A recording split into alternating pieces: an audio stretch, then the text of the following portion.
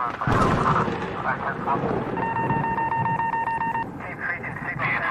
suspect is armed and considered extremely dangerous.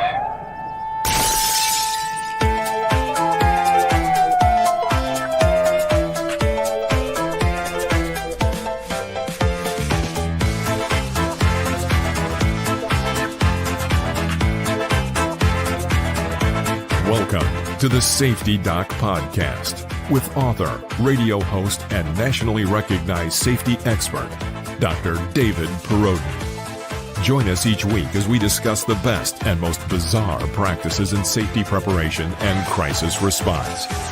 Follow Dr. Perodin on Twitter at SafetyPhD. And remember, the truth will keep you safe. Hey everybody, this is Dr. David Perodin, and welcome to the historic North Star Recording Studio. So, just another opportunity for me to check out the Epos Sennheiser 660 microphone, which is right here. Just trying to position it just a tad up at this point, giving me a little space. So, actually, there we go. Hope everybody is doing well tonight. So again, I'm testing out this Epos Sennheiser 660. Been very satisfied with it. One of the things that I have to figure out how to manage, however, is the cord, because it's still quite curly. And then when I put this away, I don't want to really wind up the cord. So it just kind of all bunches over. I don't have a good strategy here for cord management. I'm glad the cord is long and has a little clip here for my shirt and stuff like that. But yeah, when I'm done with the microphone, it gets to be the headset's a little unwieldy. So got the lights on up above, and let's check things out here. Looking good. So a few things I wanted to address. One is the computer is now running Windows 11 Pro. So I've had a few days to get used to that because I do have the Windows 11 shell or Windows 7 shell on here, meaning like the start menu and stuff is pretty similar to Windows 7. Yeah, so it wasn't a big adjustment to get kind of used to Windows 11 Pro, which should last me through the year 2030 or 2031. And my tech guy feels the machine with the upgrades we've done will also be able to make it for another 5 years for what I use it for. So good shape. So yeah, things are going well. I like a few of the tweaks on Windows 11 Pro. One of those is when you do copy and paste and things like that, it's more intuitive. It kind of predicts what you're going to ask for. So it highlights those couple things versus having to like hunt through a drop-down menu. So yeah, otherwise it's not for me significantly different than 10 because of the way that I'm using the shell. The taskbar at the bottom for me is too small, and the clock.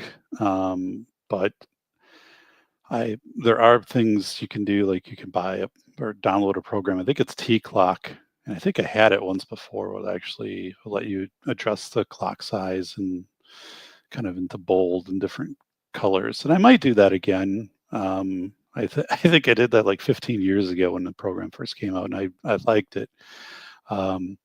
But one of the updates I need. So anyway, the Windows 11 Pro experience, fine.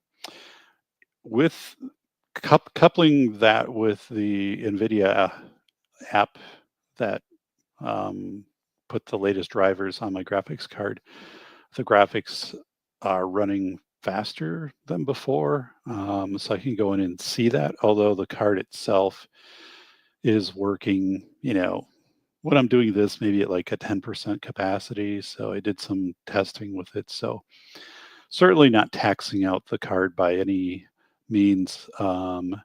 But the card is running like at full efficiency, where it was like throttled back a little bit with the previous driver, which might have introduced a little glitchiness. But anyway, so yeah, just glad that the Windows 11 Pro update is complete. Have not done any Windows updates yet through check updates, so I'll wait a little while and go in and do that. So again, I'm liking the headset. I'm probably not going to keep recording demos of it because it seems to satisfy everything I need. I am going to have my daughter, one of my daughters, um, sit in the studio and do a Zoom meeting, and then I'll be on her Chromebook so I can hear and also kind of check out the video with it. So yeah, so that's what I'm going to be doing. So hopefully that will go well. But from everything I've been like hearing when I do like test recordings and kind of audio measurements, things seem to be going well with this headset. So let's see. So Windows 11 Pro, other studio updates. So we've had kind of a significant number of updates in the studio, including last night. I finished going through all of my files. So I have two drawer filing cabinets, and they're pretty deep. They're to my left. And I had not sorted through those since actually we moved here. So, whoa. So, just adding files, and there were still files in there from when we moved in. The original owner like had the manual for the central air, which was put in 1994. It's still doing its job really well. So I was able to go through, and I had a banana box, which is a large box, a banana box that I filled up with things that needed to be shred or basically burned. I'll just burn them in my fireplace. And then, so I had a lot of old, either receipts or things that had confidential information, on it, but didn't need to keep anymore. And then in addition to that, I had about the same amount of things that were like a manual for a refrigerator that we no longer own and stuff like that. And because, times have changed, right? So like if you really, really need to get a manual for some of this stuff, you're just simply going to go online and look it up, or, so one of the things that we had in the files were a lot of various window blinds, like Hunter Douglas, like manuals and stuff like that. Well, we've had that stuff in the house for like 10, 15 years. So at this point, if anything happens to it, we're just probably going to replace it. We're not going to try to do anything to fix it. So it didn't make sense to try to keep those. And again, you can just go online and I guess, kind of figure that out. And so yeah, those it was also a good way to kind of organize things by like, here are our house things. So here's like here's like appliances, like the oven and the microwave and the dishwasher and all of that. And then here's like the outside, stuff, which would be the lawnmower, the snowblower, the garage door or opener, and then kind of coming up to like computer stuff, and to just have more of a logical kind of clumping of folders. And then I had a lot of files that just weren't in great shape anymore. So I tossed those out, and then I repurposed the other ones and put them back in the drawer in case I need them in the future. But so yeah, got rid of, I would say, between the papers to burn and what was thrown out, 500 to 700 pages of different things. Got thinned out of the file cabinets, so and now they have more room inside of them, which is kind of a nice feature too. So don't see anybody yet in the chat. It is kind of a late one here, so but I do have the monitor up on the other screen, so I can see that the show is on. Um, so yeah, let's see a couple more things. So Windows 11 updates to the studio. So in addition to the lighting, which I really like, the diffuser lighting in front, um, the next there's going to be two more upgrades to the studio, and one is a digital wall clock with 4.5-inch numbers, and it's going to be green. Um, and I don't have a good way to quickly like just take a glance at like what the time is, because down in the tray like that's too small for me. And then I do have like an analog wall clock over there, but it's pretty far away and it's like all shadowy and kind of as a reflection. So um, it's just not a good location for that. So I have a timer. Yeah, that works well, but sometimes I have stuff in front of me. So I was like, I just need to get like a big wall clock. And um, there was one I found on Amazon, has been a lot of positive reviews, and it plugs into an outlet.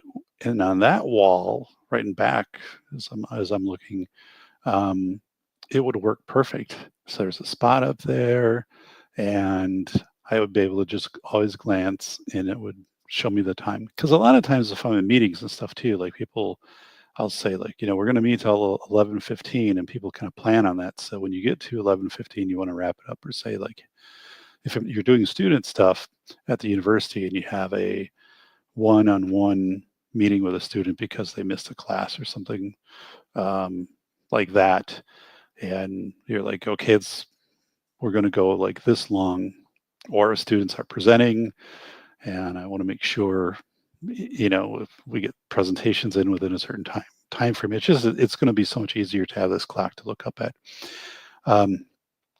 And then the cord, I have an outlet on that wall. So, hey, it's Chad Elkins. Wow. It's a rare visit from Chad Elkins. It's a celebrity sighting from Chad Elkins, who is a celebrity. Wow. Wow. Yeah, no one is in here hanging out for a garbage salad. Nobody. Nobody is doing that. So, wow. Interestingly enough, when I was going through my file cabinet in the last few days, I found the receipt for the garbage salad outing. So I sent it to Aaron so he could retroactively claim it on his taxes from 4 years ago. He said his tax specialist assured him that was possible. So hope all is well with you, Mr. Chad Elkins.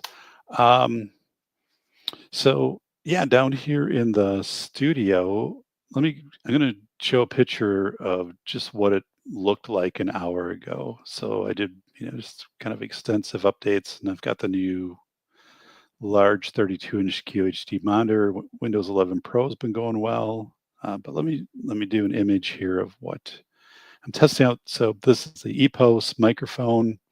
So Chad, hopefully this is sounding good. It's the most I ever spent on a headset. This was $180. Epos Sennheiser 660 headset.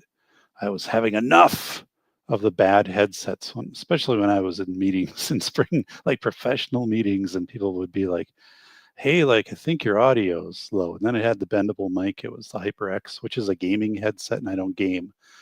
So that had a little bit of a weird feel to it. So I bend it and like where I'm almost like eating the microphone, and they're like, yeah, I guess it's better. And I'm just because I'm talking like really loud. So I was doing a lot of research, and then I settled in on this. It has been great. I've done quite a few different recordings with it. So I appreciate that. Chad's like, it sounds great.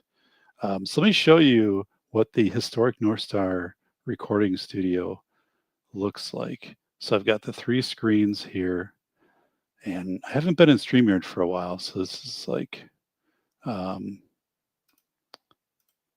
okay, so share. Okay, so here we go. So what you are seeing is this is the studio. So I've never taken a picture from this angle, but that is 76 inches of monitors from side to side. And the desk is 6 feet wide. Then, of course, my main PC and the 2 headsets. Here's the small one, the Sennheiser, and then my Audio Technica, and then the boom arm right here, which is now moved over because I'm not using it, but the boom connects here for the Shure. But this is pretty awesome. Yeah, this 32-inch Dell QHD, these are all Dell monitors, but the main one, again, has been down here just a few weeks. And it didn't take long at all to get used to that. And the system, again, is running Windows 11 Pro. I like the screensaver that is me. I took that picture when I was biking, and that is about 20 miles from my house. And that road goes along a railroad track. And then about a half mile from where my bike is, right there, there's a Native American effigy mound cluster, which is off the highway. And there's like, a bear and an eagle and things like that. And it's pretty popular in our area, but it's only about a half mile from where that picture was taken. So pretty cool. So Chad's saying, love the multiple screens. So yeah, this setup is very nice. So in the back, so the accent wall is kind of New Mexico. My godfather, lived in New Mexico, so I actually have a few of his paintings. Not that he painted, but paintings he had when he was in New Mexico are up on that wall, and that's why the wall is kind of that sandalwood color. And then I don't know, but of course the 1940 desk, which weighs about 400 pounds. And when the floor was put in a couple of years ago, the movers had to jack the desk up, and they're like, make sure you have it where you want it. And there's 18 inches between the back of the desk and the wall, which makes it great because I can roll out the file cabinets, which you can see on the left. And I can roll out just one and then walk back there and do anything I need to do with the cables and stuff. So that's been really good. So yeah, the 2 side monitors are just kind of for like the images up on one.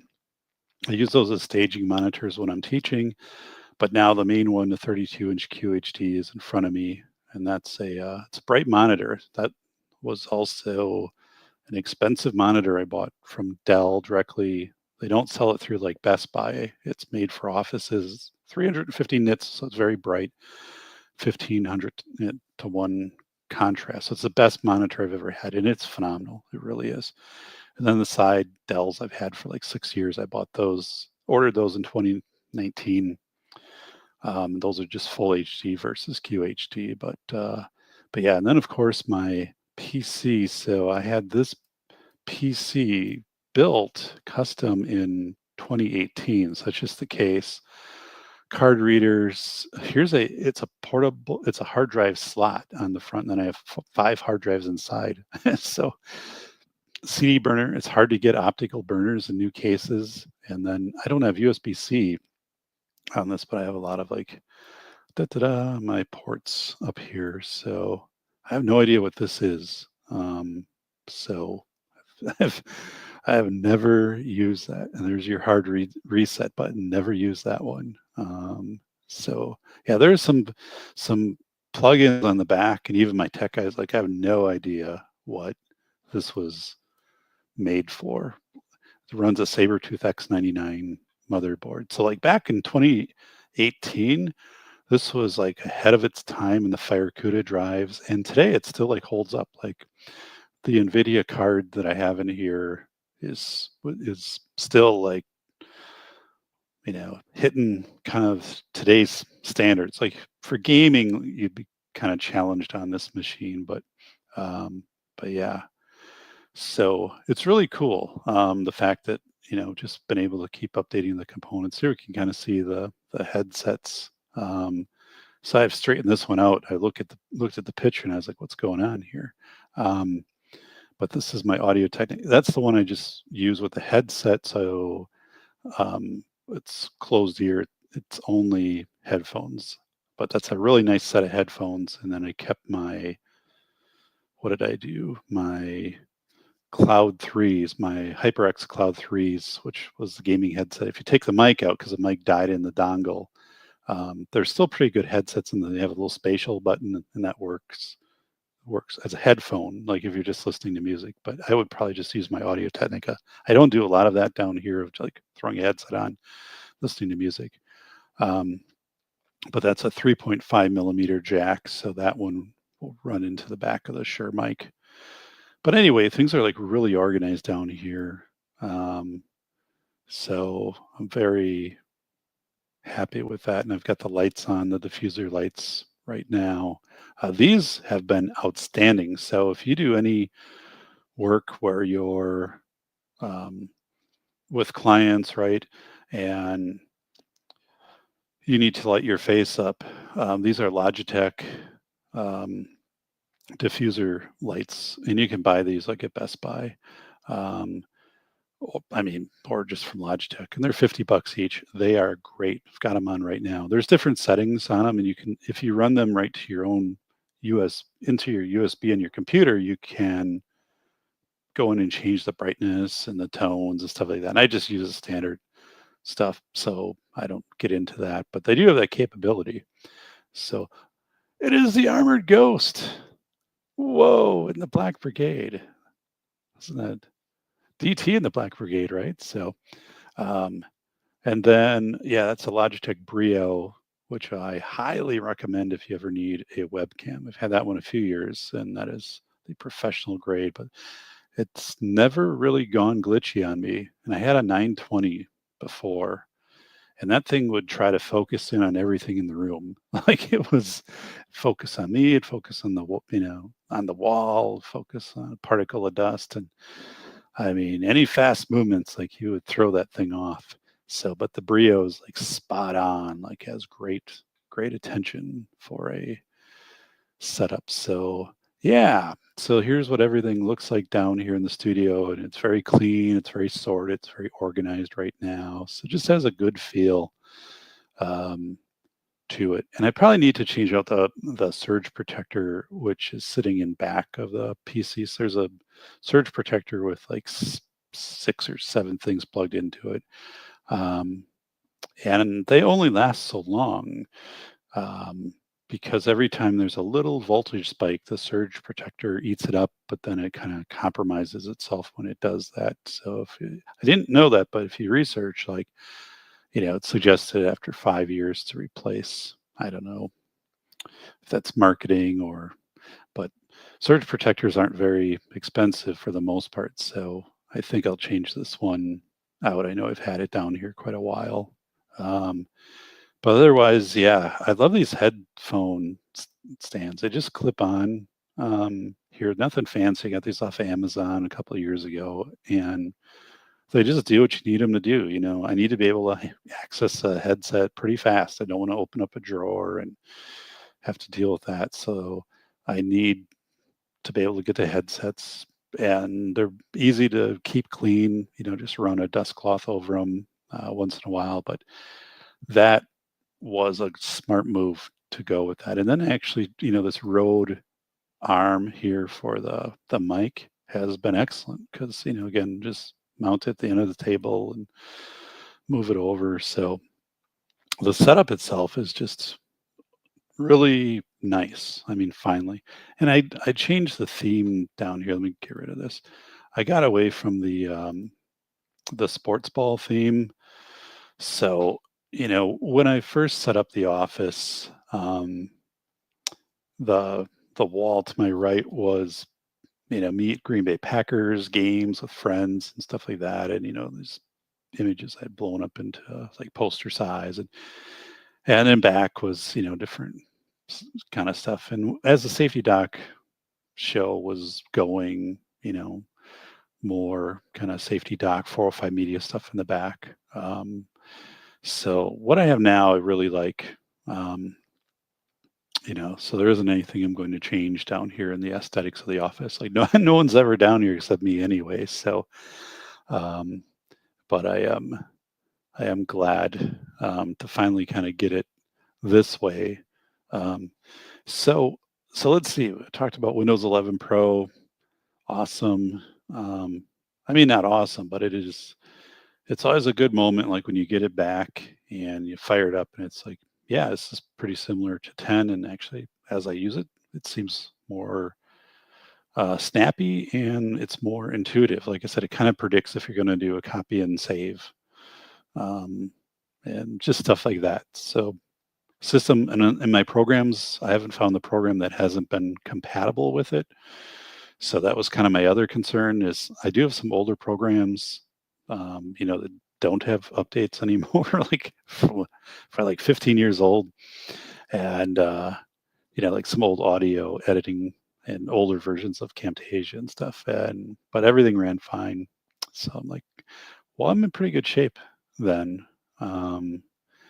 So looking over, I see there's a few new icons that are kind of added in the process here. So now let's get into the Epos. I'll do a formal review on the Epos headset because I think people who are using it for meetings, it's going to be a nice step up.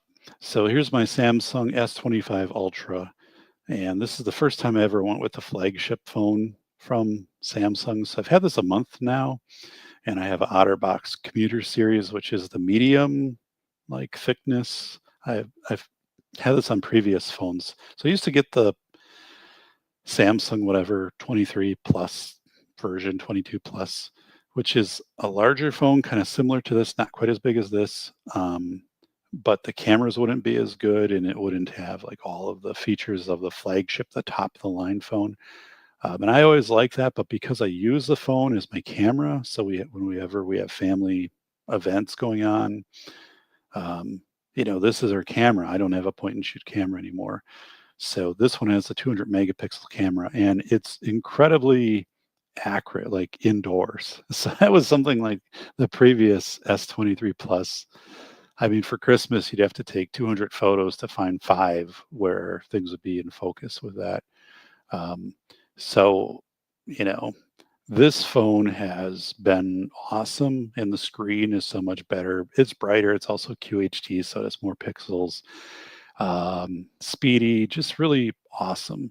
And it's only a tad larger, but to me, it's like comparable. I don't notice the size difference. But I have the OtterBox Commuter Series, so they have Defender, so you can like drop it off, your house roof, and it would be okay, I guess.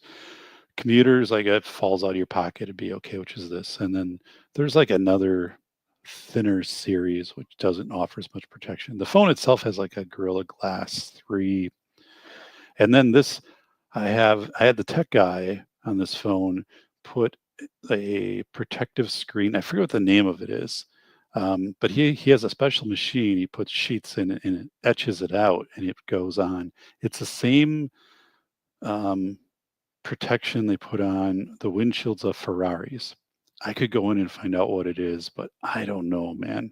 I looked it up though, but he's like, yeah. So at his shop, he has for people who really want a good screen protector.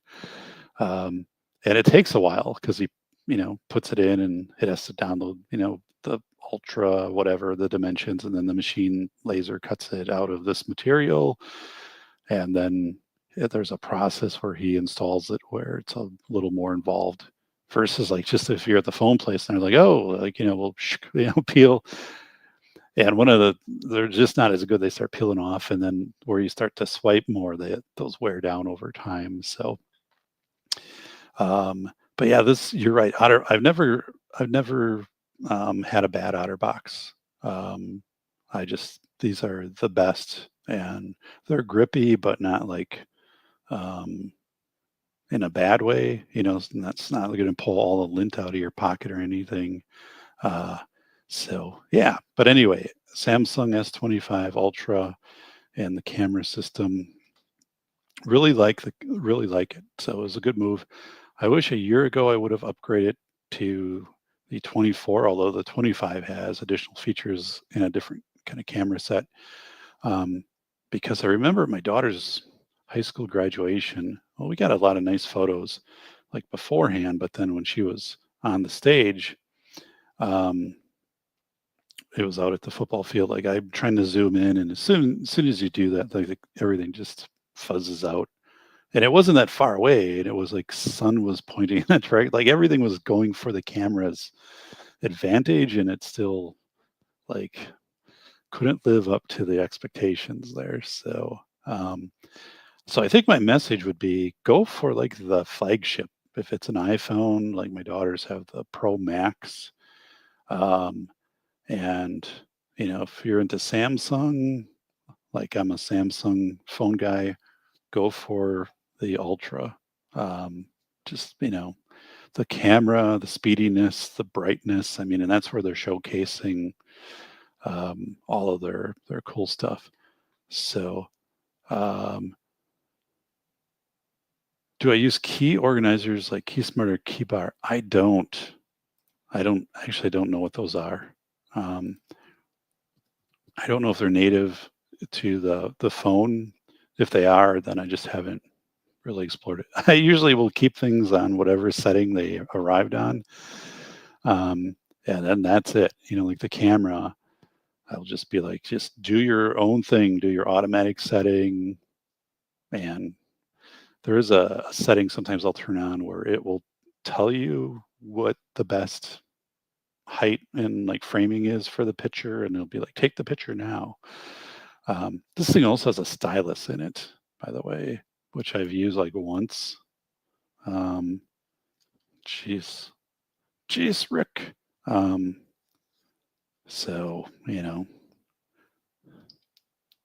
I I probably will never use that, but it's pretty unobtrusive there on the side.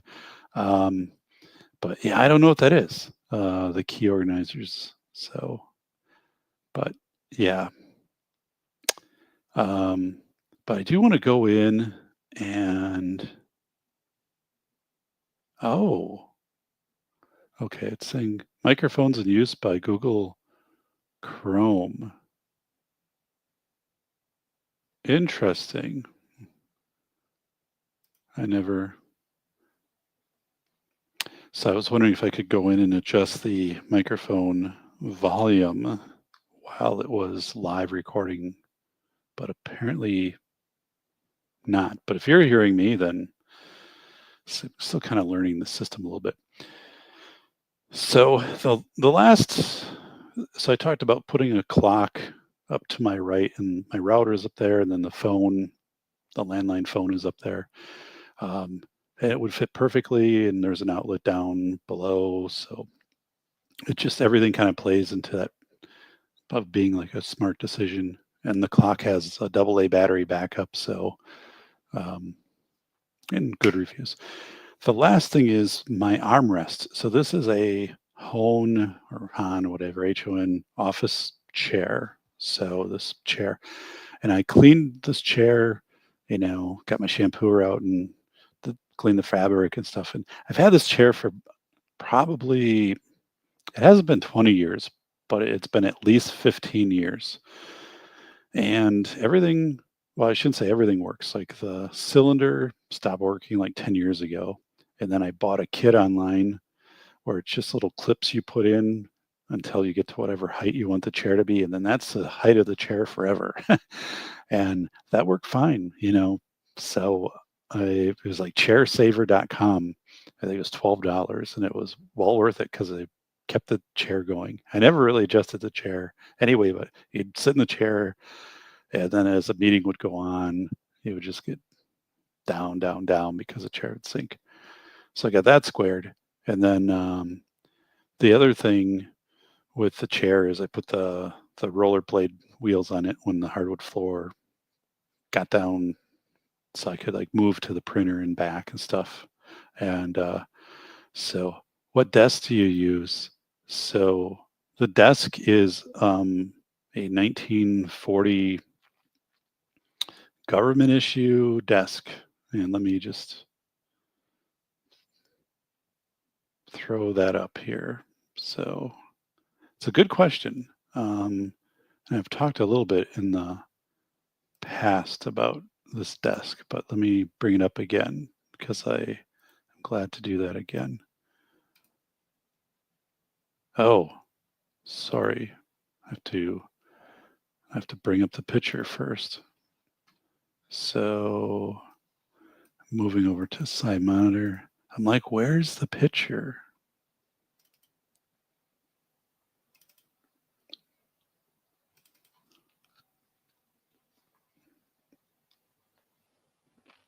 There we go. Okay, let's bring up the picture of the desk. So all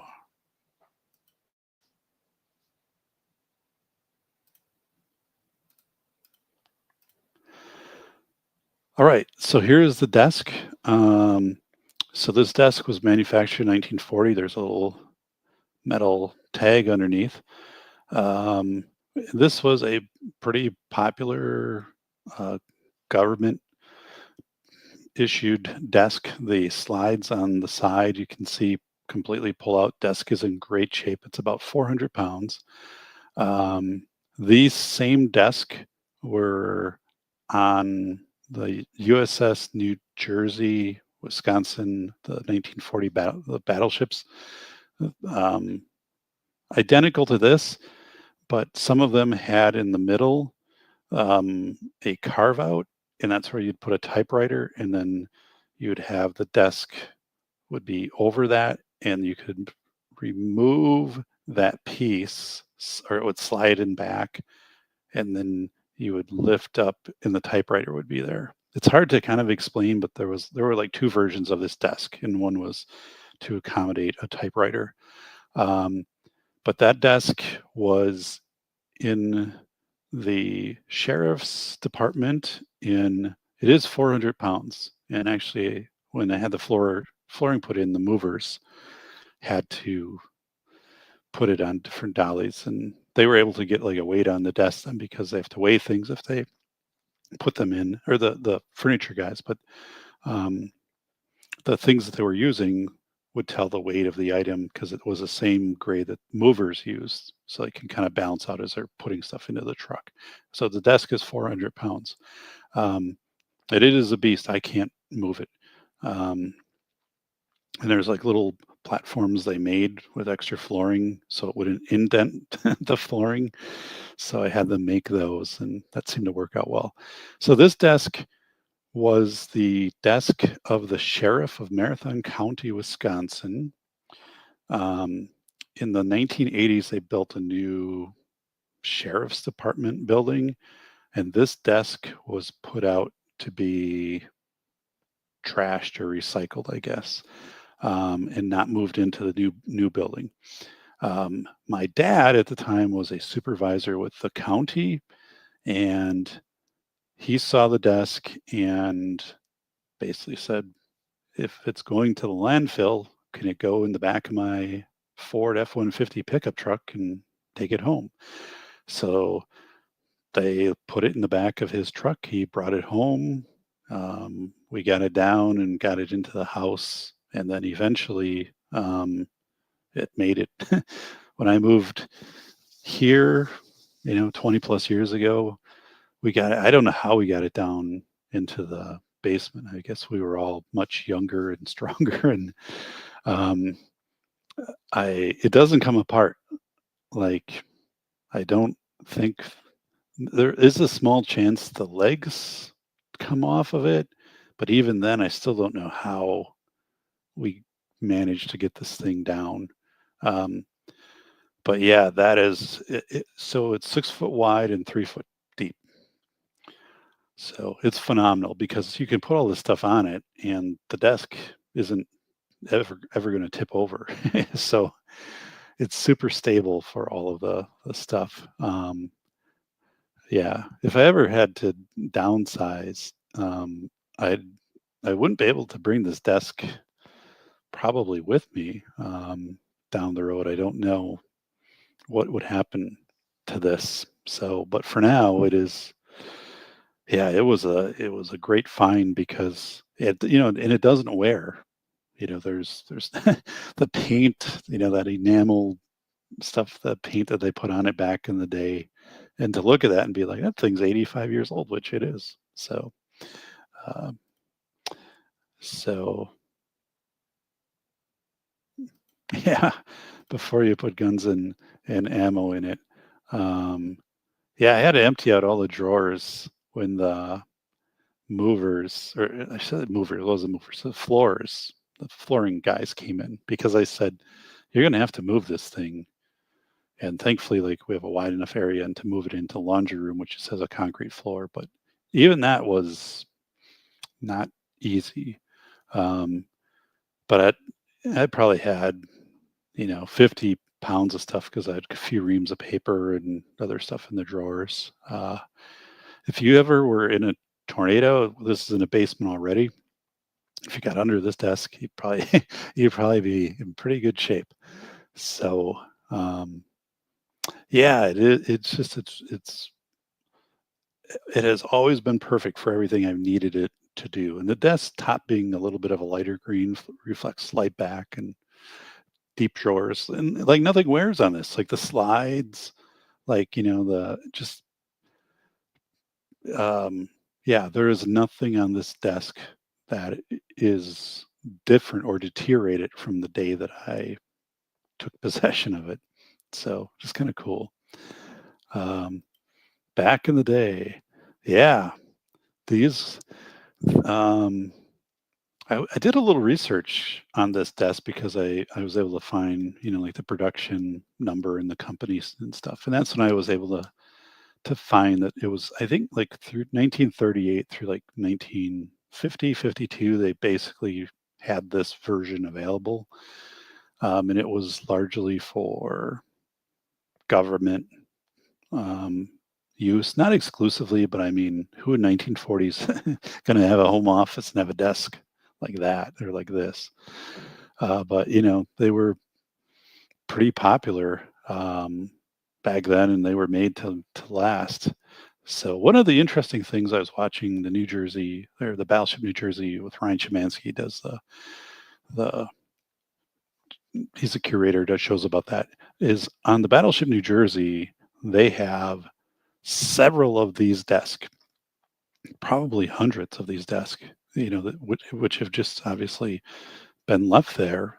That was recommissioned in the 80s, but um, so that was one thing. In one episode, he went through and he just said, throughout the ship there are, just tens of thousands of pounds of this desk, either like I said, this or the typewriter version.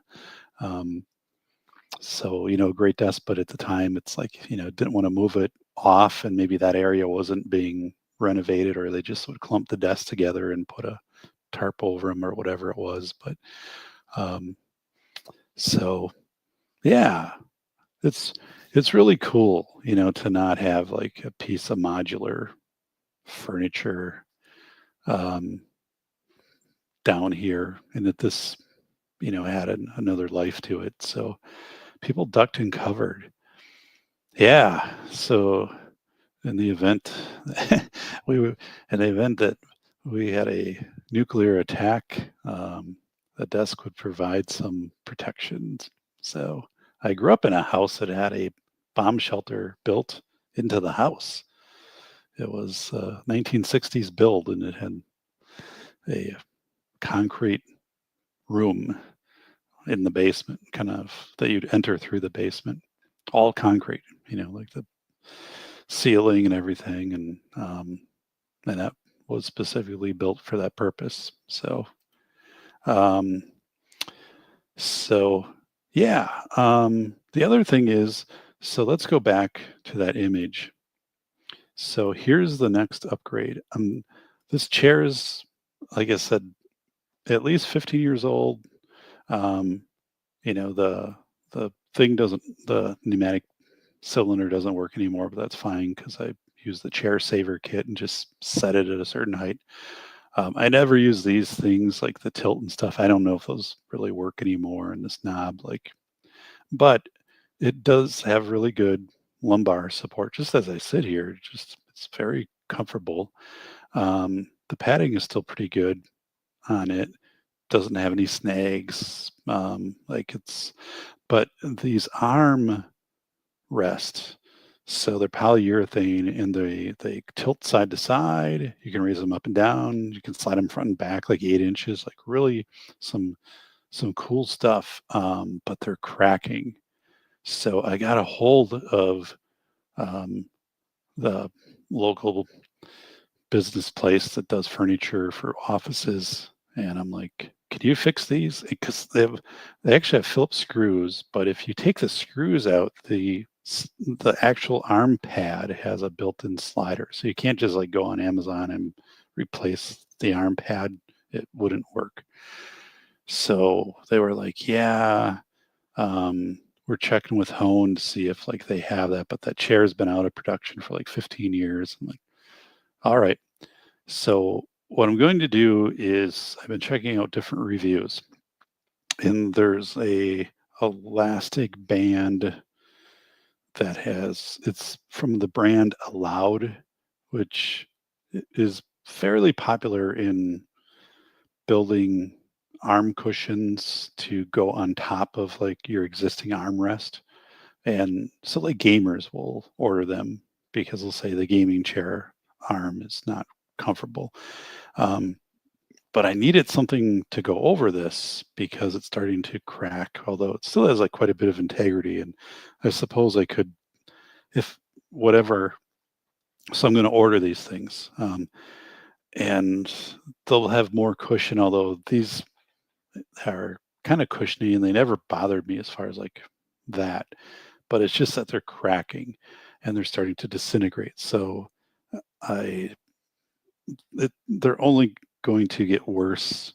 So I probably need to go in and to do some, taping or kind of like gluing of them if those covers work because and just to keep the integrity of the arm. I don't know how long they'll keep the chair. I was looking for chairs last year, and so anyway, I have um,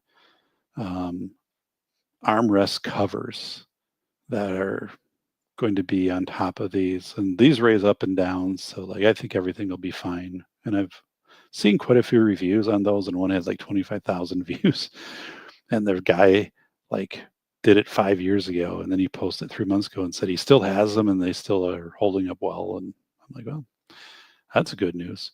Um, so that's kind of like an update that I want to get down here is to do that. And I figure if I get like 3 years out of those, they're not that much, like $25 or something for the pair, then that's a win. I went chair shopping last year this time. So I live outside of Madison, Wisconsin. There are a lot of places that have office stuff, like used office stuff.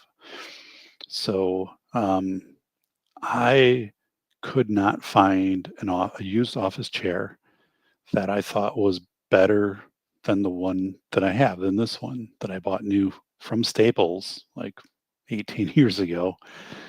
Um, and this, I would, they'd be like, this is a whatever brand. And, the new it's $800. And I'd be like sitting in it and, you know, and now they do them. They have like a mesh back, and they have like the seat can slide forward or back. And I'm like, I don't know, I'm not really into that stuff. Not into a chair made of mesh. And then more executive type chairs don't have these type of arms that you can move. And I really like that I can move the arm back so I can bring the seat in a little closer to the mic, or if I'm doing teaching, I can kind of you can actually move the arms further out too. So like this is just the setup I like this chair. So whatever, I guess technically it's like a task chair with a high back, but then the new stuff was just not made as well. Um, and even like in the used chairs. So, then you're just buying something where the pneumatic cylinder is going to puke out on you, right? So, um, but there was nothing I sat in where I was like, oh, like this is really, I intended fully to like upgrade a chair last year and nothing. And I mean, I went to like three places, and some of these are like, the size of a gym.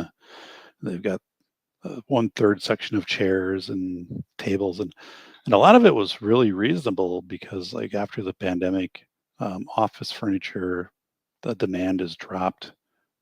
And especially again, like who's going to bring stuff like that into their house and set it up?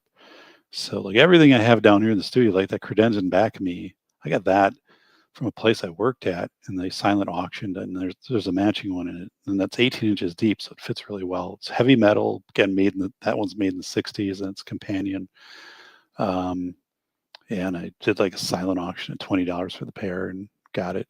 So, um, but anyway, you know, I'm not in any hurry to go out and look for another chair to replace this one, and I'm glad I didn't kind of just go ahead and buy a chair last year, because I just don't think it would have been as good as this one. There's still just a lot of life left in this chair. That's where if I can get the arms covered up and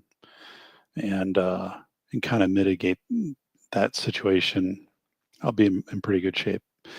So, um, yeah, at some point in the future, I guess I'll look at different chairs, but I'm also not spending as much time doing office work as I did in the past.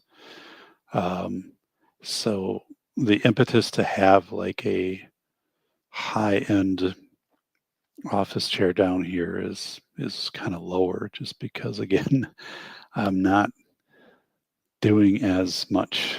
Um, but this chair is really has really held up. And this was like a midline chair, like when I got it, but things just seem to have been made better back then. Like down below, it's got a really strong metal bracket that connects the top of the chair down. The fabric is held up really well, and um, so yeah, um, no hurry. I was calling around too, and I was talking to places and saying, "Hey, like I've got this chair. Do you do like upholstery?" And well, of course, like not calling random places that do stuff like that. And then they'd be like, "Yeah, but it wasn't cheap to have it. The ch- like the to have this chair reupholstered would be probably $300 because that's just what they charge, and then to do put in new padding and probably more padding in the seat, and then the arms. Like everyone was kind of like, well, we could make covers to go with that, and we wouldn't be able. And I actually looked and saw. I was trying to find on eBay if I could just order the arms as like the set and disconnect them from the bottom. Um, and I found a couple that were close, but I couldn't find this series. Um, so then I was like, well, you know, because that's an option. They connect with 4 hex bolts from the bottom and just take off the whole arm mechanism and then just bolt on another one. But um, and then yeah, I mean, people would come up and say, well, we can do this or whatever. I'm like, yeah, again, it's an office chair that I don't do a whole lot with, and I need it to be functional. So it kind of led me back to the route of, well, let me just find a cover for this. So once I get the clock and that in here, I'm in pretty good shape then. I really don't have any updates that I have to do down here. And I was kind of thinking about the house. So we have a new kitchen faucet now, and it's a Delta. Let me see if I can find a photo of it. The old one was leaking. It had been in for 20 years, and we were getting water under the sink, and then I was checking out, and they were like, it was 20 years ago we had that installed, and then some new shut-off valves, and just some other plumbing was updated, but it was not done by a plumber, it was done by a handyman. And I remember when he put the valves in, he was kind of like, I don't know if sweating these in like compromise the valves. And I'm like, well, seems like that would be a big thing you'd want to know.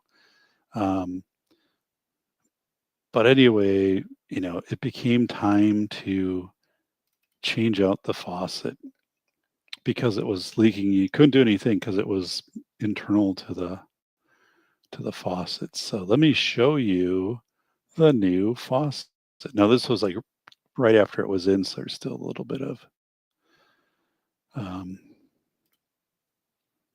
so there it is. So that is a Delta. So we had a escutcheon plate under the previous one, and this is a much higher grade faucet. So eventually, like, this kitchen will get redone. We did kind of a moderate update to it when we moved in, but it needs a more significant update, and like a big steel like farmer sink we want to put in here. But I'm glad it has now just a single hole mount and not that escutcheon plate. It's a much cleaner look. But this pulls down, and it's rated at 5 million on-off cycles before the ceramic valves would leak. So it's commercial, like the plumber got it directly from the company, and he's like, you won't find this like at Home Depot or at Menards, or whatever. So, but yeah, that is not that I like to spend money, but like it had to be replaced, so we went with something. So yeah, so faucet's been nice, and we had the plumbing had new valves put in, and under the sink shutoff valves, and then I have another set of shutoff valves right in the basement underneath that. So I got kind of double protection if there was a leak with that or the dishwasher. So, but anyway, that faucet we would keep and move forward, with a remodel if we did that in the next couple of years. Mike's saying, I've got a similar desk in the basement. It's all steel. I think it's so like 400 pounds. So yeah, Mike, I love the desk. Yeah, I never once have thought about getting rid of this desk and doing anything down here to be like, modular or something like that. So to me, it's absolutely perfect. I couldn't be happier with it. So it's all steel. I've got all steel in the basement. My dad brought home, worked at Westing. Man, we probably have a very similar desk then. My dad brought this one home. This one was made in 1940, because there is a metal stamped manufacturer date and the brand. And then I looked online, and then I could trace it back. And it was mostly for government or business purposes at that time. Corporations were buying these desks. So again, no one had a home office in 1940 or 50 where they probably had a desk like this. But well, that's really cool, buddy. I'm guessing they're similar because what I found was they kept this model from like 1938 to 50 or 52, and then they changed it a little bit. Although maybe it was still available. I didn't go like super deep dive. There were two versions of this one, and then in the middle there would be a carve out, and you could have a typewriter sit underneath that. And then so that was kind of it. Oh, that's behind me, buddy. That's just a credenza. Yeah, that's an 18-inch credenza that's behind me. And that probably is from the 60s, I would guess. I have two of those. I have it's a pair, and I got those from a place I worked at. They were upgrading their furniture, and they had a silent auction. I put like $20 on the pair, and That's probably the only person that bid on them. Here's my desk, though. So if you look, like that's the desk right there, made in 1940. The tag is like right back here. So 6 foot long, 3 foot deep, 400 pounds. Everything still works on it. The key is still in the drawer for this desk. Incredible. Yeah. So pretty wild. So yeah, and back of me though, that's I don't know who made that, what the brand is, but again, really good, heavy, well made metal credenza, probably from the 60s. Yeah, I can move it myself because it's 18 inches. It's only 18. It's a skinny credenza, which is great because I don't have room down here for anything else. So I really lucked out in just kind of patching all these things together because they just seem to go together. So when we moved here in 2002, this was an office, and there's a room over here, which we just call the craft room. But that was used as a bedroom, and there is not a bathroom downstairs. So, like, I guess technically you could say it's a bedroom, although there's not heat heat down here either. So, um, yeah, it does have a window, though it doesn't necessarily have an escape size window. So I think technically, if you were to like use it as a bedroom, you would have to have a larger window opening put in, and you have a poured foundation and stuff like that. So it could kind of get interesting. Um, but anyway, this was, the lights weren't down. There were just like two recessed lights down here, and it had indoor outdoor carpet, and it was real messy. So yeah. Oh, basement garage. That's ground level. Uh, wow, that's really good. Yeah, I don't have that. I I kind of wish I did. And I wish I had that for firewood too. Um, and there was an opportunity when we did the exterior renovation in 2008 where um, I never thought about it at the time. I think about it now, and I don't know if we could have pushed the garage into a 3-car garage versus it's a 2-car garage. We might have been able to do that, although it would have come up right to the property line, and I don't think the city would have granted the easement. And that ship has sailed. But what we could have done is we have one room. The fireplace room has a crawl space of, like 3 feet, and we can get in there and we have something stored in there. But that is the one area that doesn't have the basement. Um, what I should have done in 2008 is I should have had that excavated and then had that added as a new storage area, basically. But what I would have done then is I could have, from my garage, had steps that would have gone down there.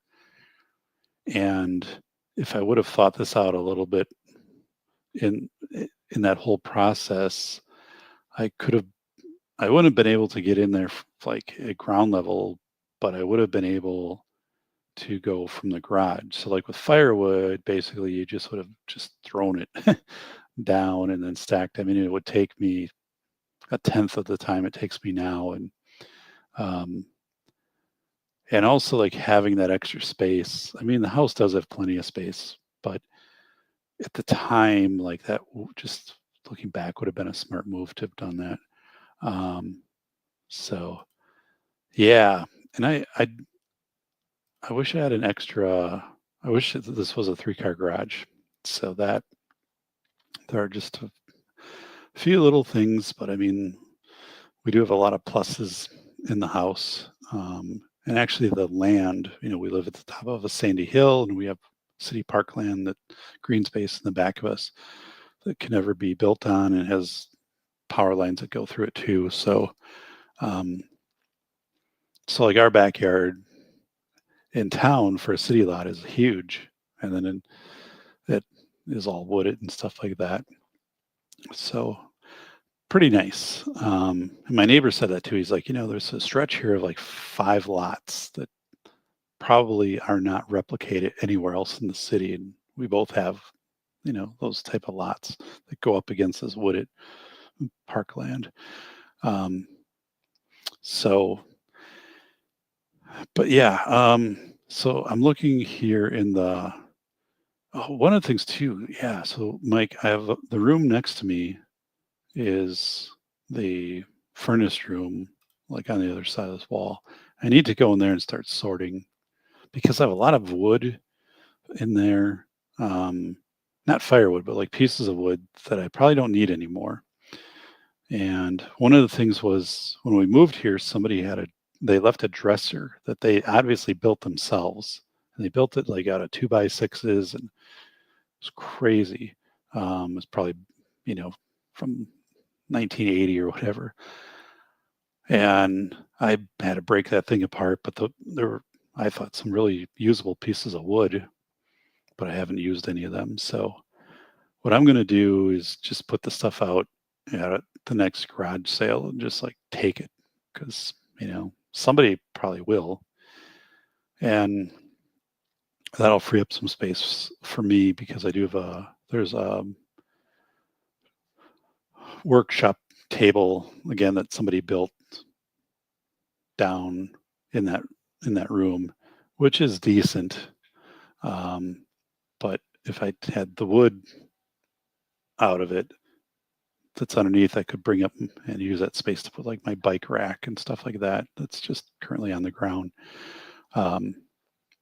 So just have some things like that need to go. And I have the second pantry over there that we started during the pandemic, and we don't have as much in it anymore, but I need to go through that and kind of thin that out and see if everything is still good. So, wow, paid $1,000 cash. Well, that's a great deal. Yeah, that's another thing I need to kind of go through I haven't done this, all of my different toolboxes, and identify and consolidate. Like I have just one toolbox, it's all electrical stuff. And then I thought I had one that it was just plumbing, but apparently I don't. So like where my Teflon tape is and all the plumbing stuff is kind of like all moved. And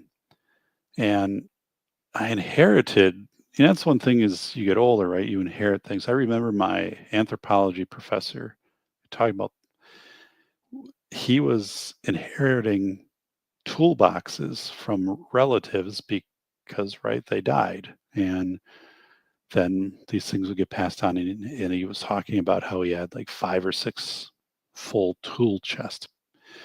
And I'm kind of in a similar situation, is I have a lot of tools that I had inherited. I have tools, the hand drills and the planes and all of that I won't get rid of because they were like my great grandfather's. And I have like the toolbox that he built, in 1910, right? That it has his name inside of it, and place where he put his saw.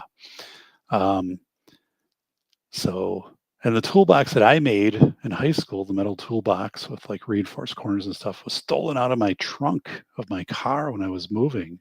So I had like a nice little slide drawer on that, and it wasn't perfect, but that's what made it awesome, because it had the little nuances of like manufacturing your own metal toolbox.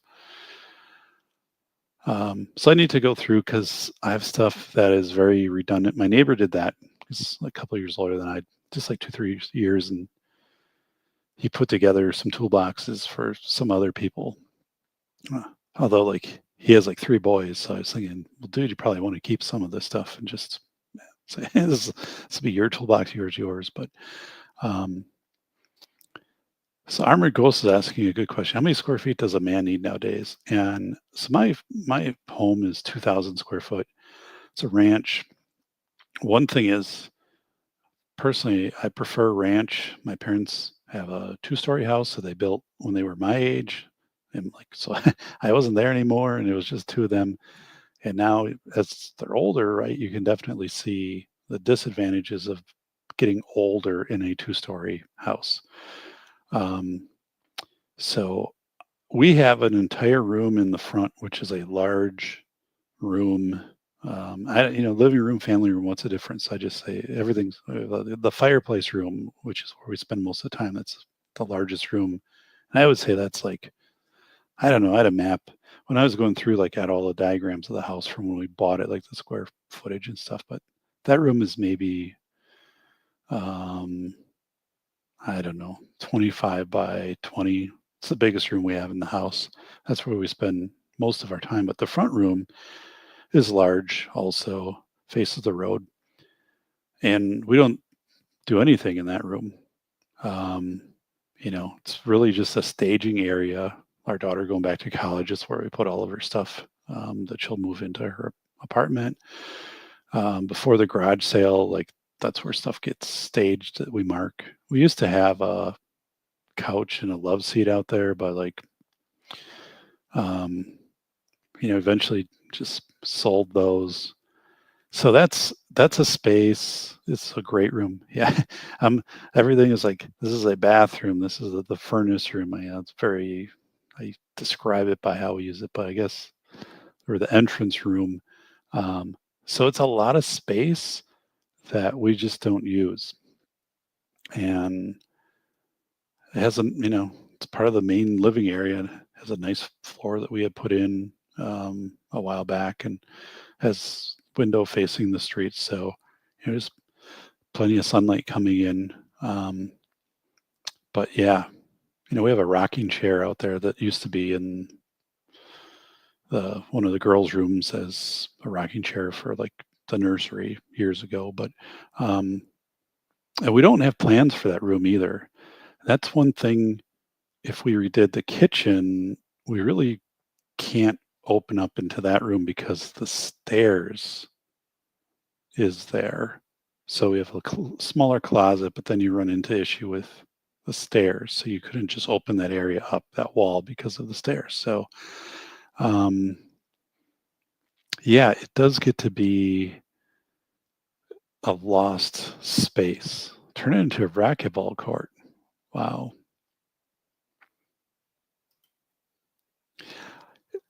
Yeah, I mean, I it wouldn't be logical to turn it into an office or anything because the front door is right there.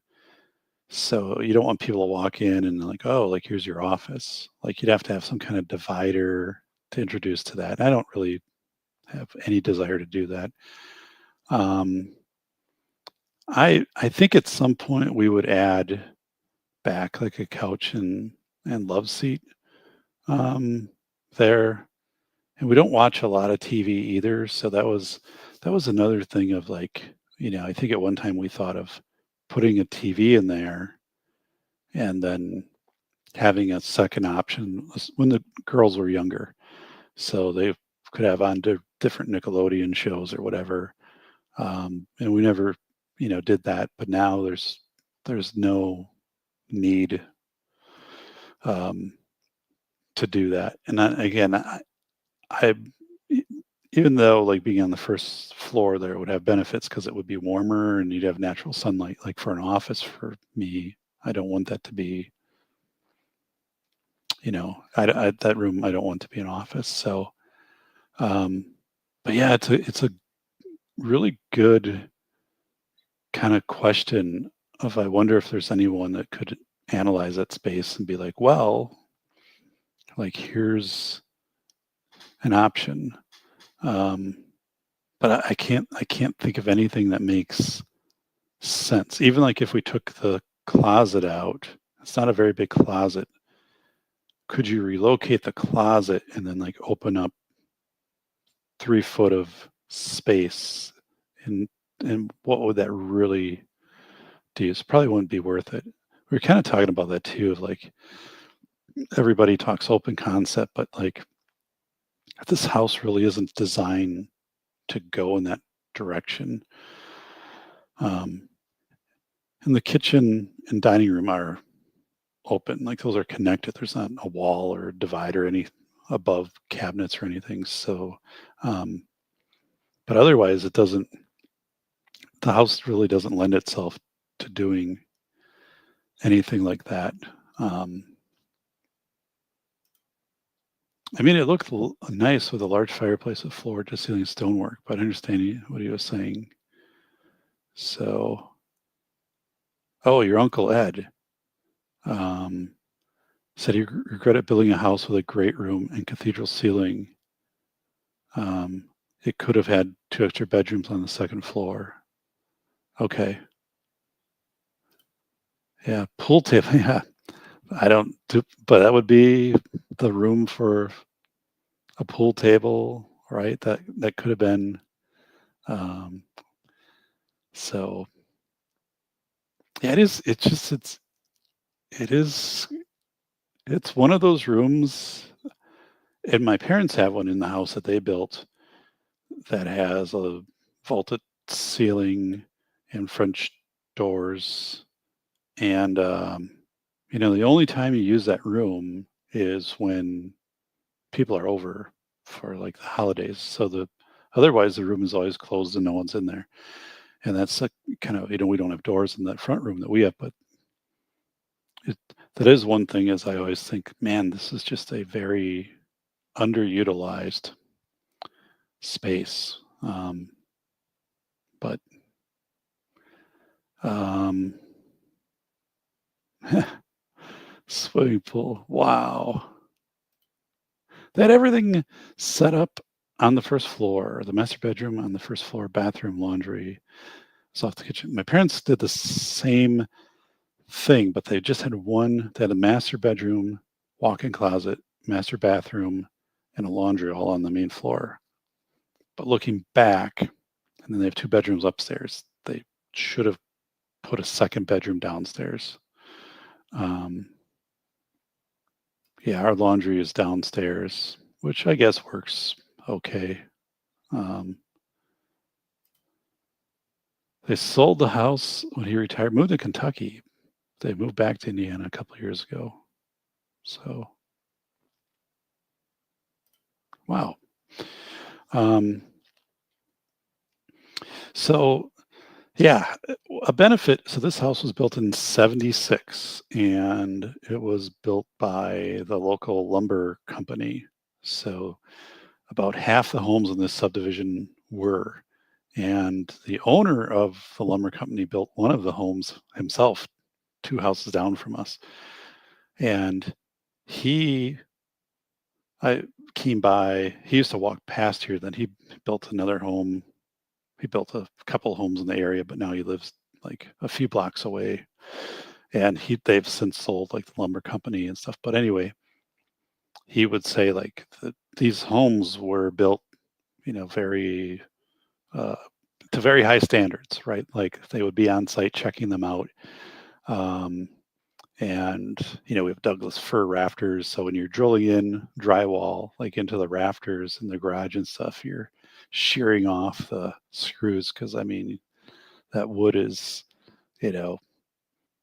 old growth, right? So if you go in a piece of wood like that, it's got 100 rings in the section, not like the stuff today.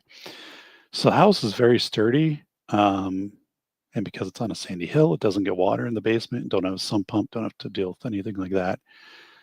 We did a lot of upgrades, to just like modernize it. Steel siding, new roof, gutters, um, landscaping. So, like, and we have homes around us within like 2 homes that were built like a couple of years ago. Like, so if you just looked at the house, it probably looks like it was built in the 90s instead of the 70s. So, um, the people who had the house built came back, and they had something to do in town, and they stopped by. They were driving past, and I was outside. This is like 2 years ago, and they stopped and walked up, and they introduced themselves, and they said, "We were the first owners of this house. We had this house built." And I had some questions about the house because we had some electrical work. There was a few kind of quirky things with the electrical in the fireplace room, and I remember the people who would like work on it would say, "It looks like this room was added, like this wasn't part of the house." I'm like, "No." Like, I went back to the original like deed and title and other stuff, and I'm like, "This is a part of the house." So, um, and that was one question I asked them. So he worked for the railroad. This was a railroad hub, and then they lived here a year or two, and he got transferred. And then, but they talked about. I asked that question. And I said, "Everybody says this room was added on." And he said, "Well, it wasn't. But in the original design for the house, the that off the kitchen, you would have walked out to the backyard. But we decided we wanted to have a fireplace there and to have this room put on. So we had the design altered. And so then they altered the blueprints, but he said it was all built at once. It wasn't built, but the original drawing of the house apparently did not have this room. And then as they were, I don't know, had to be after excavation because I would assume they would have dug that out for the um, as part of the basement. But it was as the house was being built, this room was part of it. So he cleared that up, and so one of those things probably is the house is starting to come together, and you still have a little bit of time. And then he's like, "No, let's like put the room on." So I was like, "Well, that makes sense." Um, so what was Mike saying? They sold the house 6 months before the train derailment. Her house was an eighth of a mile away in East Palestine. Oh my God. Yeah. Imagine like all the PVC um, liquid just being burned. Oh my God. Um, yeah, that is like from a real estate perspective, how do you recover from that?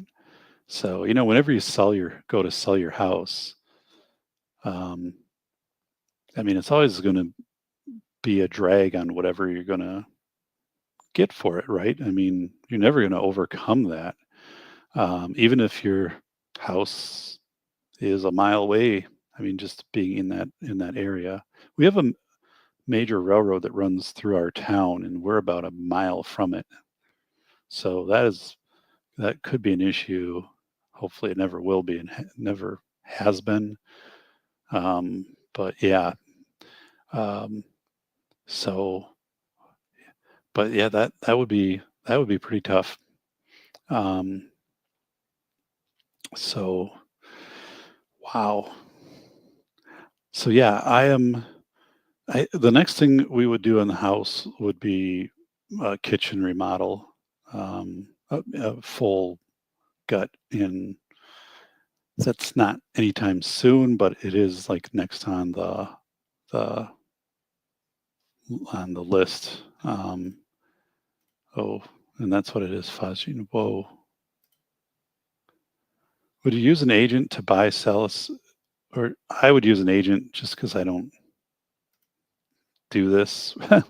So, um, you know, my brother has bought and sold many properties and is a landlord. So, like, I'm sure he would just do it himself. But I would not just because it's not my thing. So, and I don't want to take the time and whatever to learn it. I figure, we've owned the house 22 years, so it's appreciated significantly from what we bought, the price we paid for it. So, we don't have a mortgage anymore. House is fully paid off. So, um, to lose some of that capital gain on paying a real estate agent wouldn't be that big of a deal. Not looking to move, but just saying, um, But yeah, so there's a new subdivision that is to our north, and I can walk through it from my house. And there's some pretty there's an interesting array of homes. I mean, there are a couple homes that are well over $1 million in that subdivision. I mean, there's a home that's got to be $3 or $4 million that they've been working on for like 2 years, and they still have a lot to go. I would guess, like from just looking at the outside of that home, easily 7,000 square foot. Um, and then there are some homes that are in the $800,000 range, which are pretty cool. Um, but they also have a lot of these like nuanced features. So it's like a home in black with like a little bit of like orange trim or something, and then I'm like, that's probably really neat now, but like that's going to fade. And as you try to like match stuff up with these designs, or the garage doors that have like a patterned window in it and stuff, I'm like, yeah, initially that it all comes together, but pretty soon you're going to start changing things, or things are going to fade or get outdated, or you're just going to have to replace things. And then what do you do? So some of them, I just think they get too many fancy kind of trinkety things on it. And I've seen some really bad landscaping too. Um, the main railroad line runs right by my house. Wow. Well, Mike, get this, buddy. When I was growing up, um, the house I grew up in, the train, so it was our house. It was a 5-unit apartment ranch, and then the train track and the baseball field. So literally 150 feet from my bedroom was the train track that went through town. Now that's only part of the story, because then 100 feet in back of me, the train had a splinter line that would go down to the lumber mill. So, or a shoe line or whatever they call it. So sometimes they would detach some cars and take it down, as in the 70s. So you had that train line, and then you had the main train line that would come through, which was the house would shake when the train went through. And then they took the train line out in the early 80s. But as a kid, one of the things you do is like you'd run up with your pennies and you put them up on the track so it would flatten the pennies down after the train came through. And you had novelty pennies. But yeah, and the train derailed. It had a corner it came in on, and one time it tipped over like a block from my house. The engines tipped over. There wasn't a fire or any of the cars or anything like that, but I remember they had cranes. And it was maybe a week or so before they had like the trains like kind of back on the tracks, and that kind of all cleaned up. But I was really young when that happened. I was maybe like 6 or 7, but I remember like just walking up there after that had happened. Um, Mike is saying, I considered buying my grandma's house in East Palestine before my mom and uncle sold it. Okay. They'd probably get a good deal on it. I don't know much about the area. I watched a documentary. It was a YouTuber, I forget, who has a pretty popular channel, a few million subscribers, and he was interviewing people in East Palestine about, just their experience of going through this. So, but yeah, wow. So yeah, so anyway, the studio updates were kind of like at the forefront for this summer, and then also going through the file cabinets, which took me easily 20 hours. Probably took me closer to 25 hours across 4 nights to handle every piece of paper. Found a lot of things I didn't know existed, and then kind of organized things too. And that was a good process because that needed to be done. And then updating the office, updating the PC, the operating system, the headset, just going through and cleaning everything down here. And I got rid of a lot of books, and I still have books I need to get rid of. And by the way, like, if you ever want a copy of my book, and I know you, let me know and email me. I'll send one out to you, because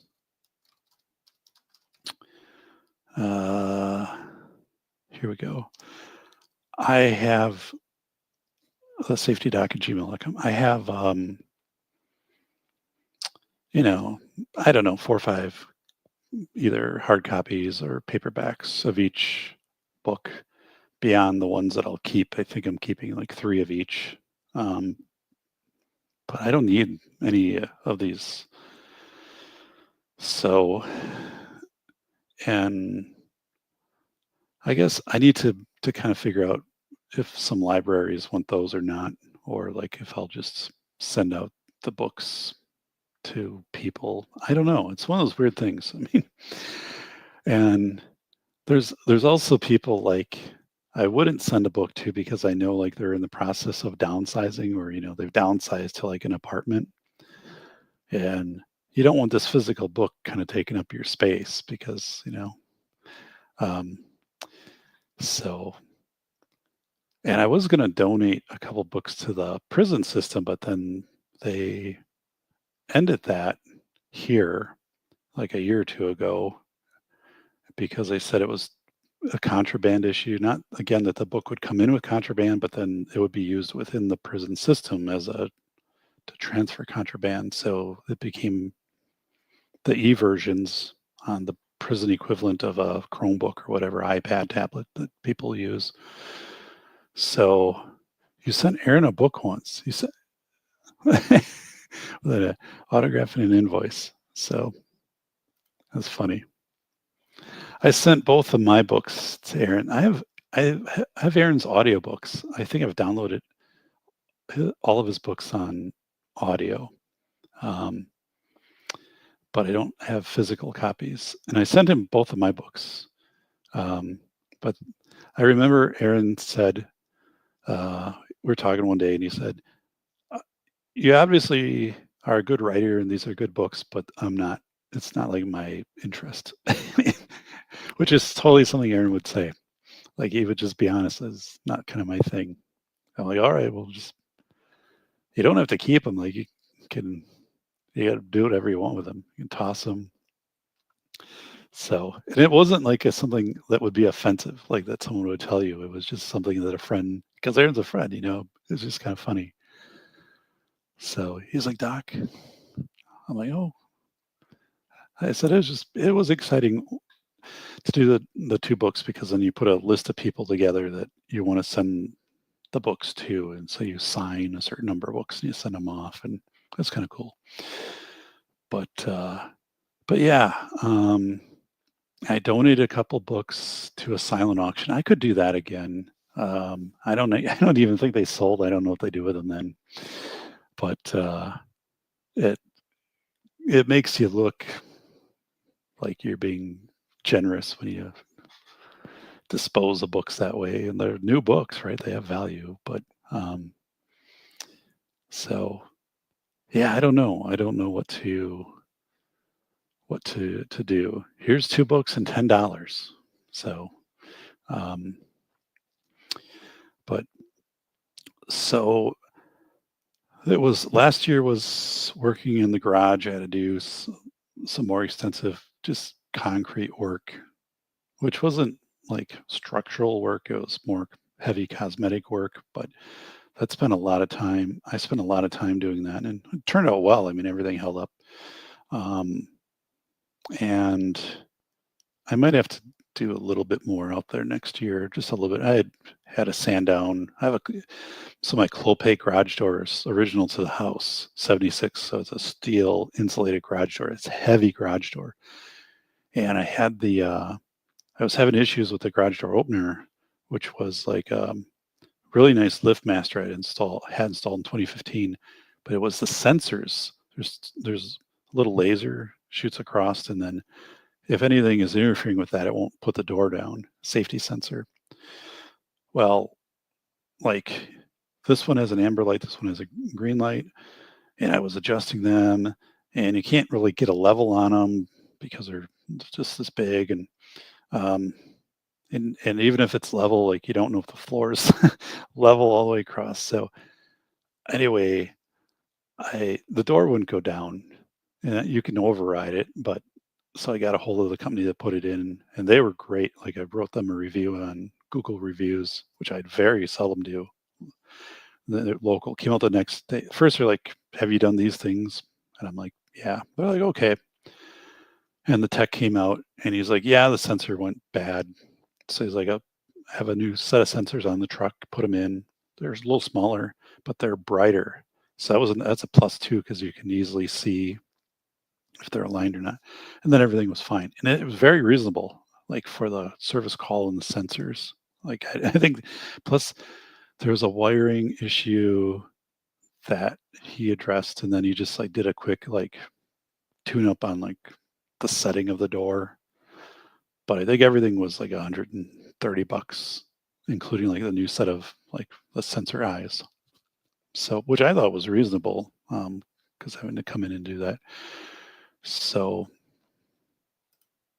Mike's saying I took a last walk through the house before I picked up a curio cabinet Grandpa Carl had built. A woodworker, cried a little bit. I was, yeah, I can, I can understand that, Mike. Um, yeah, in the house growing up. Yeah, I don't. Um, so here's an interesting story. My parents, in the house I was talking about that I grew up in, then they built their house, their new house, in '92, which they've lived in since '92, right? But um, the person, their house, the house that I grew up in, which is now in the industrial part of town, like literally it's surrounded by the cheese factory and the lumber mill. Like it's the last block before all of that begins. The person who bought it knows them, is a friend of theirs, and bought it and is using it as a rental. And he said he invited them to come down and to look at it to see the previous owners had done pretty substantial updates. But there were a number of things. So they went and they toured it about 2 weeks ago after not being in it since 1992. And they said there were things in there that were completely unchanged, like my dad's workshop. And there's a boiler. There was, for the furnace system, is hydronic heat instead of forced air. So the house didn't have air conditioning. That house was built again in the 60s, one with the bomb shelter. And they said, there were things that were basically identical to the day they walked out. And then other things that were like so far different. Like as you walked in, walls have been removed and areas have been reconfigured of where the kitchen was and the laundry. And so, they said it was much, much nicer. The upgrades that have been done, and there was a door put in, a porch coming out on one side that, but again, there were other things. And I said, if you get to the garage, when the garage was a one stall garage, push out to his two stall, and I had my handprint put in the cement while it was wet up in the upper right hand corner. And I said, that's still up there. I don't know if they got to see that or not. But when my grandparents passed away in '93, they lived a block away from my parents. Um, I didn't get. I don't think I got anything from. Well, no, I got my grandpa's, one of his toolboxes. I guess I got, but I didn't get anything from the house, which was it was kind of a weird thing because um, I there were so I've got right here. I got this. We were out in South Dakota like 25 years ago. My wife and I, before we had kids, and there was this little shop made these. Actually, we were driving away from it, and then we got like 30 minutes away, and I'm like, I should have bought like that wooden buffalo. So we turned around and went back. But there were like little figurines that my grandparents got when they were Alaska, wooden carved like bears or seals or something. I forget what it was, but I'm like, yeah, if I could have those. And nope, I didn't get anything. I did apparently I got a toolbox, but which I appreciate. I did. So when we went up to the house, my grandfather he played the concertina. And he's in the Wisconsin Concertina Hall of Fame, and he would record himself playing.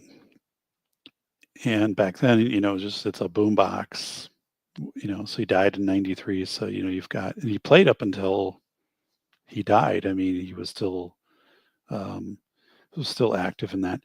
So there were a lot of tapes of him practicing and just cassette tapes. So I took the tapes and I remember, um, like right after my grandmother died, so like being up in the house like a day later or whatever, I grabbed all these tapes because I knew like if I didn't, they would be gone. And I had all of the tapes sent off to a sound engineer. Oh, so this was 93. So it was maybe 12 years later, maybe like 2005, right? I had all of these cassette tapes sent to a sound engineer. And I said, could you re-engineer these, right? Because they're just recorded on a boombox onto CDs. And then I had an image of him playing the concertina picture. And then that was the image I had for so basically I had 5 or 6 CDs professionally made. So this guy had where it would etch the labels in, and it had Grandpa Harry on the label and the cases, and I gave them to everybody for Christmas. So my mom, and then I made one for all of her siblings, which would have been Grandma and Grandpa's kids, right? I had a set made for all of them, and I had a set made for my brother. So and I have a set for myself here too. So haven't listened to them in a long, long time, but they exist, and I remember that was like a really great gift for people because a lot of people never knew that these existed, and then to have them professionally leveled the best they could be, but it was pretty good. One thing I need to do is my parents have a Kodak carousel slides from when I was like 4 or 5. Apparently, we went out to South Dakota, Wyoming, and out west, which they think I remember, but I don't remember any of it. But um, we would have slideshows in the basement every couple of years when I was growing up. They would set it up and I want those slides made into images, right? So I know there's are companies out there that do that, places, and I want to have the slides I want to take these slides and get them sent and get them back in probably like printed images and then also in like JPEGs. And then the question is like, do you put them on a CD or is it a thumb drive, or like how do they preserve after that? But so it wouldn't be getting rid of the slides in the carousel. Like you get that back, but then you'd also have like a digital slideshow. Because I always enjoyed that and seeing myself younger in the places like that we had been. But yeah, I do miss. I want to make sure I bring it up the next time I'm up there or ahead of time, and to kind of look a little bit to see how I could have that done. And also, like I was saying, like I have pictures that I don't know who these people are in pictures. Like, is this my great great grandfather? Is this like my godfather and his brothers? Like, I think it is, but like, which one? Who are in these pictures? And that that's something I need while they can still look at them and be like, oh. So the local photographer here So I live in the second oldest community in Wisconsin. And his like dad was a photographer, and like his dad, so like they had been photographers for probably 80 years, like of in the community.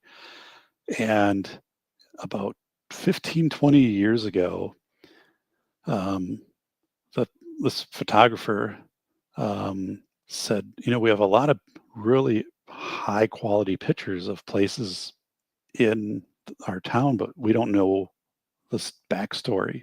Like, was this a house? Was this a business? Was this um, whose was it? Right. And I remember like when they the fire department got a new truck like 3 years ago and at a push-in ceremony, there was a question of like, well, where was the fire department before this fire department existed? And like nobody knew. And I'm like, well, how could you not know that? Like, and then finally, there was one.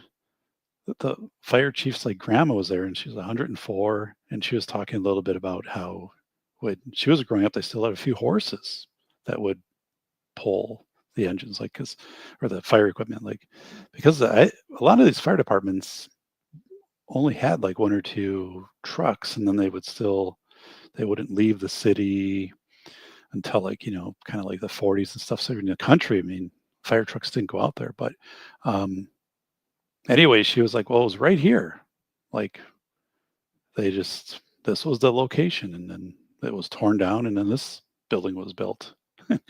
But I was kind of like, well, how can no one know that? Um, but anyway, the guy who does the photography in town would go to the nursing homes. So it's like 20 years ago, and he would do these slideshows, and he would be like, "Does anybody know what this is?" And like one place, oh, that's the Beehive. Like that was a place that would do people's hair, like back in the 40s, or this was like, whatever, and this was a fly fishing shop or whatever, and so he would jot these things down, and then he would give it to the historical society of saying, here's what this, and that was really good because pretty soon you lose that generation goes on. And I remember my dad and my godfather in I think 2012, my dad drove my godfather down to New Mexico so he could see his brothers and family kind of for the last time. He was dying of cancer. And then they took some pictures when we got back. I worked with my wife and we put together a Shutterfly book. And then I had my dad explain all of these pictures to me, like, where was this? Who are these people in the picture? And then, so I had a picture made for a book for my godfather and his wife, and for my dad and I have one. But it's important because, like, who's going to remember who these people are from these pictures? But it's interesting. Like, I have a picture of my mom staying up outside the house I grew up in, and she's got to be at the time maybe 3 or 4 years old, in this wool winter coat. And the house doesn't have siding or anything; it just has like wood on the outside. It's from like the early 1940s. And I know where the house still exists today. It's been modernized, right? But and there's like a 1930s car outside, and so just interesting stuff. Well, guys, I'm going to get going. Again, I appreciate everyone who's here. I am last time I'm probably going to use like the microphone to do a test, but I'm really happy with this. I've got like the window with B&H of 30 days to return it, so I want to make sure there's nothing like I listen to it be like, oh my God. So yeah, going back, Mike, with your comment here about like things in a house and memories. Like I don't have any memories connected to the house I grew up in. Like I have and like my parents' current house, no connection, to that. But my wife and I were talking. I said, we have a lot of furniture that we had custom made by Amish builders, like our dining room table, like our daughter's bedroom set. We had custom pieces that we would just sketch out and be like, can you build this? And then like 6 months later, you get a postcard, it's done. Um, and this stuff is like heirloom quality. And we'd be like, something happens to us, like, you know, make sure the table and chairs stay with one of you, or like this one bedroom set, because you're not going to get that quality. I mean, it would be $10,000 to have something like that. And we have like a curio, but the reality is, it, you know, who knows like what'll get passed on. Probably just a couple items, like they probably won't want it, or they won't have the space for it. So that becomes this whole other weird thing. Like for my parents' house, I can't think of anything in that house that I would want. Not meaning that there's not nice things in the house or anything like that, but it's like I already have a kitchen table. I have I don't have room. I don't. What would I do with these things? Like I don't have things that I would want. Like I have a mower. I have a snowblower. Like, um, I mean, one thing is there's a ladder. Yes, that would be nice because it's kind of like in between the two size ladders that I have. Yeah, and that would make sense too. And I have space for it to bring that. But I mean, otherwise, like there aren't things, although like, things that are very important to them, I have no space for. Like my dad has a canoe that he bought with his own money when he was 18 years old, an aluminum uh, canoe, really nice. And it's been in the garage, and he and I would canoe in this. He and his dad canoed in it, and it's been just in the garage collecting dust since I think the last time we canoed, which would have been maybe 2012 or 13. I think I think that was it. And then, and we can't, health wise, mobility, couldn't do that anymore. But he was asking my brother and I, like, well, do either of you want the canoe? And I said, well, the thing is, like, I would say yes, I want it, but I have no place to put it. Like, it wouldn't fit in my garage.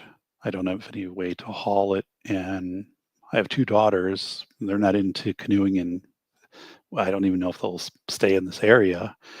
So there's just this reality of I don't have any use for it, even though it's an awesome canoe, right? If I were in looking for a canoe, I would be thrilled to get this canoe. And he also has like a nice trailer that he bought like 25 years ago. And he was saying, well, I don't have a hitch on either vehicle. And so I was telling my brother, I'm like, well, you could take the trailer. Like he has space for that. And I think my brother should take the canoe too, because he lives on a lake.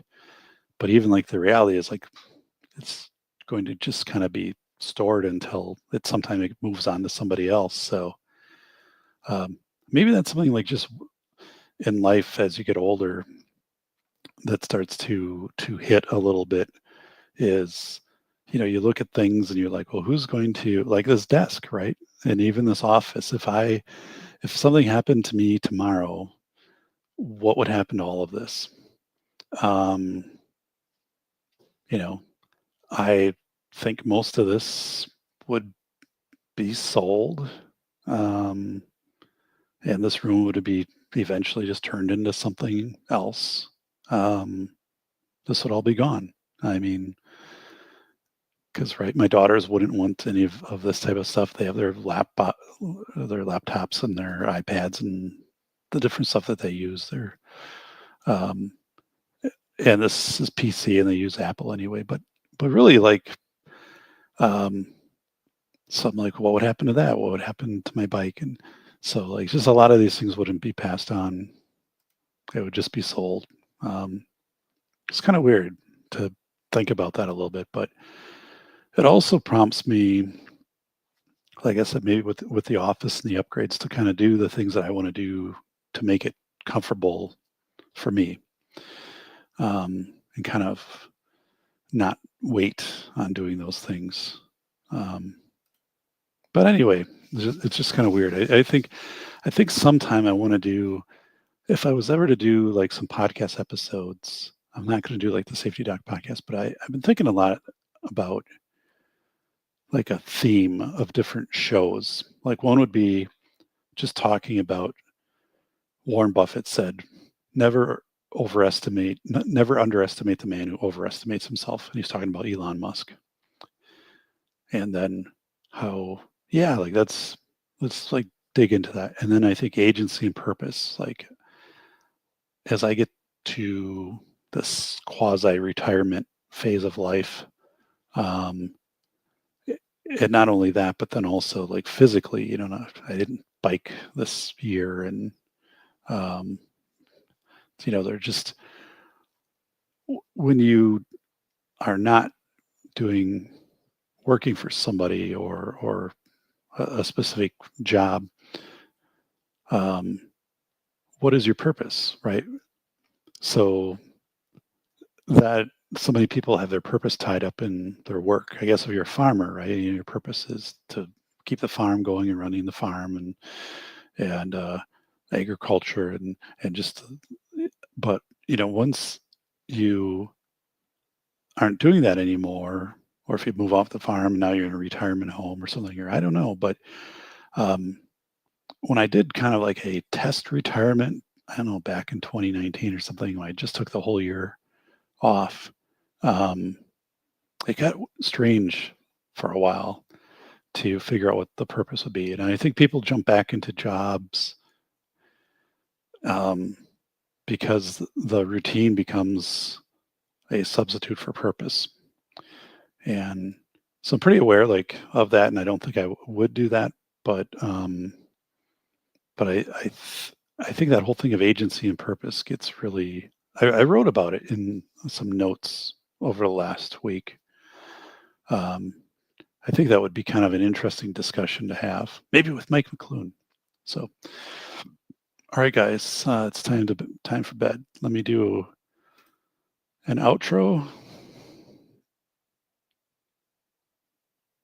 All right, here we go.